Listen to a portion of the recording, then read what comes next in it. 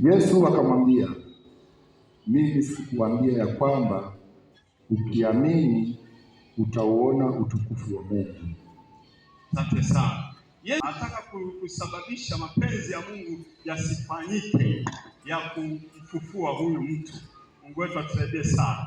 Akamwambia, mimi sijakwambia habari ya kunuka, sijazungumza na wewe habari za kunuka, si amefanyaje, ameanza kusambaa. Hapana, mimi nimekwambia leo utauona utukufu wa Mungu. Leo utaona mapenzi ya Mungu yakitimia katika familia yenu. Leo utaona kazi za Yesu. Leo utaona utukufu wa Mungu ukishuka na kutenda mapenzi ya Mungu mahali hapa. Sijakwambia useme ameoza, sijakwambia mimi kuna mapungufu ya namna gani. Nimekuambia leo utakutana na uwezo wa Mungu ukiamini.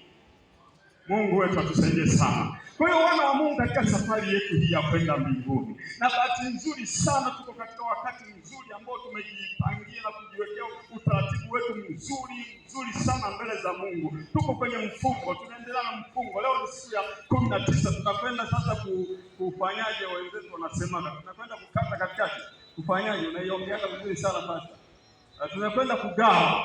Mungu wetu atusaidie sana. Tunakwenda kugawa. Sasa tunapokwenda kugawa ni vizuri. Sasa tunayo mambo mengi katika maisha yetu. Najua wote katika tunaohudhuria, ambao hatuhudhurii, tuko kwenye shughuli zetu, lakini tuko pamoja kwenye mpango huu, tunamwomba Mungu, tuko kwenye shughuli zetu. Najua kila mmoja ana hitaji lake. Najua kila mmoja ana sababu yake. Najua kila mmoja ana jambo la kumwambia Mungu wake. Yawezekana sio moja, ni mengi anamweleza Mungu katika siku hizi, lakini ambacho nakutamkia mchana wa leo ni kuondoa wasiwasi katika neno la Mungu, ili Mungu ajifunue, afanye mapenzi yake katika maisha yetu. Uhitaji wote ule Mungu ni mwaminifu, atafanya. Akamwambia Mariamu dada yake na marehemu, mimi sijakwambia uniambie habari ya kwamba ameoza na nuka. Hapana, nimesema kwamba leo utakutana na utukufu wa Mungu. Mungu atajidhihirisha mahali hapa na